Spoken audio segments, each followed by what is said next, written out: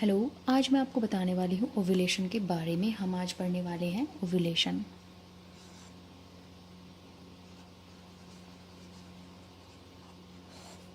What is ovulation? Ovulation ये है कि फ़ीमेल की बॉडी में ना बहुत सारे फॉलिकल्स होते हैं जो जिस टाइम के दौरान वो एग मैच्योर होते हैं और फैलोपियन ट्यूब्स में आते हैं। ये जो प्रोसेस होती है वो कहलाती है ओव्यूलेशन। मतलब एग का मैच्योर होना। एग क्या हो जाते हैं इस प्रोसेस में? मैच्योर होकर वो कहाँ आ जाते हैं? फैलोपियन ट्यूब में।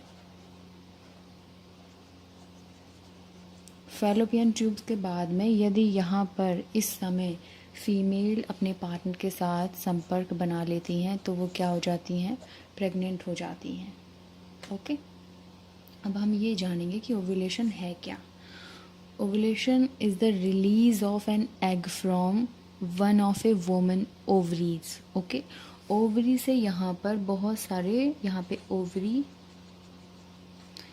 बहुत सारे मैनी फॉलिकल, ठीक है ना, मैनी फॉलिकल्स होते हैं जो रिलीज़ होते हैं। उसके बाद में वो मैच्योर होते हैं।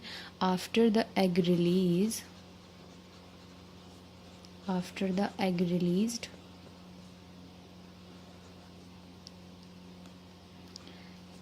it travels down the fallopian tube। ये कहाँ आ जाते हैं? ट्रैवल करने के बाद ये फैलोपियन ट्यूब्स में आ जाते हैं। ओके। फैलोपियन ट्यूब के बाद में अगर फर्टिलाइजेशन हो गया, फर्टिलाइजेशन यदि हो गया मतलब इन फीमेल ने प्लस मेल से यदि इनका क्रॉस हो गया, मतलब इन लोगों ने संपर्क या संबंध बना लिया एक दूसरे के साथ इस टाइम ड्यूरेशन के अंतराल में, तो फीमेल क्या होगी? इसमें प्रेग्नेंट हो सकती हैं, प्रेगनेंसी हो सकती है। ओके। यही चीज़ है ओव्यूलेशन। आगे हम पढ़ेंगे। अब आप समझेंगे कि कैसे होता है। देखिए ये क्या है? ये ओवरी मान लीजिए, ठीक है ना। इसमें बहुत सारे फॉलिकल्स हैं। ओके। इसमें बन रहे हैं, ये निकल करके धीरे धीरे मैच्योर हो रहे हैं। मैच्योर कब होते हैं? देखिए आपकी साइकिल मान लीजिए 28 दिन की है। ओके। पीरियड आए आपके, अभी मैं आपको समझाती हूँ। आपके पीरियड आए, यहाँ पे समझ लेते हैं। ओके। पीरियड आए आपके 10 तारीख को फर्स्ट मंथ में। नेक्स्ट मंथ आपके पीरियड आ गए हैं 8 तारीख को, मतलब डेट 8 को आ गए। पहले में 10 को आए थे, 2 दिन पहले ही आ गए। तो इन दोनों को आप जो मतलब 10 तारीख से लेकर के अगले महीने की 8 तारीख के जो जितने दिन हैं इस बीच के, वो आपको जोड़ लेने, मतलब 28 डेज। कितने हो गई आपकी साइकिल? कितने दिन की हो गई है? 28 दिन की हो गई है यहाँ पे, ठीक है। अब जितने दिन की साइकिल बैठे आपको उसका आधा कर लेना है। आधा कर लीजिए, या फिर आप अगर इसको 2 से भी डिवाइड कर देंगी, 2 से भाग दे देंगी आप, तब भी ये कितना बैठेगा? 14 दिन बैठेंगे। मतलब देखिए ये प्रोसेस कब होगी? ये प्रोसेस तब होगी 10 तारीख को आपके पीरियड आ गए हैं। ओके। इसके बाद में 10 तारीख के बाद 14 दिन बाद, आफ्टर 14 डेज,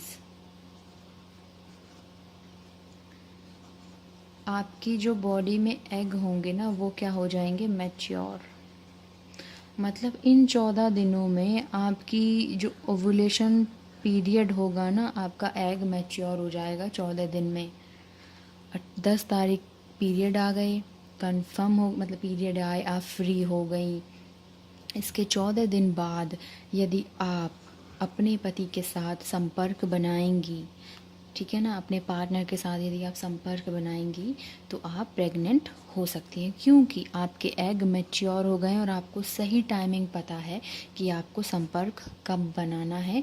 और अगर आपको प्रेगनेंसी नहीं चाहिए तो भी आपको पता होगा कि इस ड्यूरेशन में आपको पार्टनर के साथ संपर्क नहीं बनाने हैं, अदरवाइज़ आप प्रेग्नेंट हो सकती हैं। मोस्ट चांसेस होते हैं प्रेगनेंसी के इस टाइम ड्यूरेशन के अंतराल में। अब आपको मेरी बात समझ में आ गई होगी।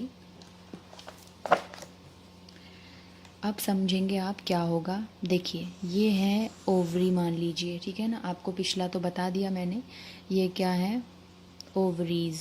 ओके, इसमें बहुत सारे एग बन रहे हैं, ठीक है। रिलीज़ हो गए, ये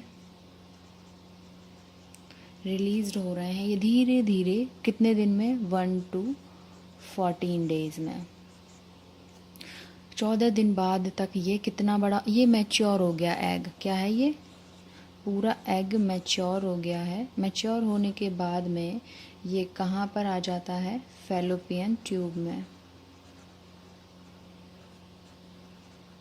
ये फैलोपियन ट्यूब में आके बैठ जाता है। यहीं दूसरी तरफ जो मेल हैं, मेल, ये फीमेल हैं,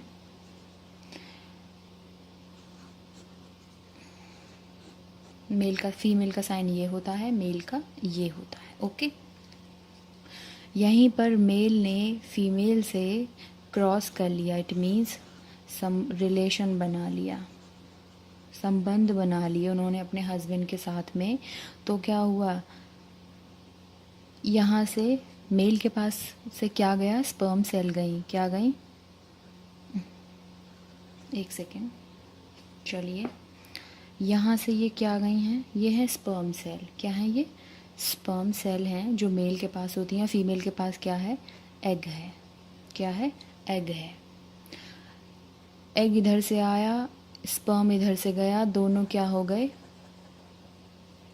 ये दोनों फ्यूज़ हो गए। ओके, इसके बाद में क्या हो गई, प्रेगनेंसी हो जाती है, क्योंकि वहाँ से फुल्ली मैच्योर एग आ गया और इधर से स्पर्म सेल चली गई हैं, दोनों मिल गए हैं आपस में। तो फ्यूज़ अगर हो गया, एग भी आ गया, इधर से स्पर्म चला गया, संबंध बना लिया, रिलेशन हो गया मेल फीमेल के बीच में। तो यहाँ पर ये क्या है, ओवा उधर से आया, इसको ओवा भी बोलते हैं, एग भी बोलते हैं। ये फीमेल एग हैं और ये ह्यूमन बॉडी की सबसे लार्जेस्ट सेल होती है और ये ह्यूमन बॉडी की स्मॉलेस्ट सेल होती है। सबसे ज़्यादा छोटी सेल कौन सी होती है, स्पर्म सेल, जो मेल में होती है। जो लार्जेस्ट सेल है, जो सबसे बड़ी सेल होती है बॉडी की, वो होती है फीमेल में, एग, मतलब फीमेल का जो एग होता है, ओवा, वो सबसे बड़ी सेल होती है। ओके, तो इन दोनों के बीच में यदि क्रॉस हो गया तो क्या होगा, फ्यूज़न हो जाएगा, मतलब बेबी प्रेग्नेंट, मतलब जो लेडी हैं वो, उनके पेट में बेबी हो जाएगा, मतलब इट मीन्स कि वो प्रेग्नेंट हो जाएंगी। तो ये होता है ओव्यूलेशन पीरियड। अब आपको ये, अगर यही चीज़ आपको पता है ना, तो आपको अगर बच्चा नहीं चाहिए, तो आपको अगर ये चीज़ पता है तो आप उस दौरान रिलेशन नहीं बनाएंगी, तो आप प्रेग्नेंट नहीं होंगी। आप प्रेग्नेंट नहीं होंगी तो आपको वो बहुत सारी पिल्स या प्रिकॉशंस ये सब लेना नहीं पड़ेगा, ठीक है। यदि आपको प्रेगनेंसी चाहिए तो आपको ये भी पता होगा कि आपको किस टाइम के दौरान आपको रिलेशन क्रिएट करना है अपने पार्टनर के साथ, तो ये आप कर पाएंगी। अगर आपको वीडियो अच्छी लगी है तो प्लीज़ लाइक कमेंट शेयर ज़रूर करिएगा। Thank you so much, and मुझे कमेंट करके ज़रूर बताइएगा। अगर कोई आपकी चॉइस है, आपकी कह लीजिए, आपको कोई वीडियो चाहिए, किसी बारे में नॉलेज चाहिए, तो मुझसे ज़रूर पूछिएगा, ठीक है। Thank you. Please subscribe to my channel and share my videos. Thank you.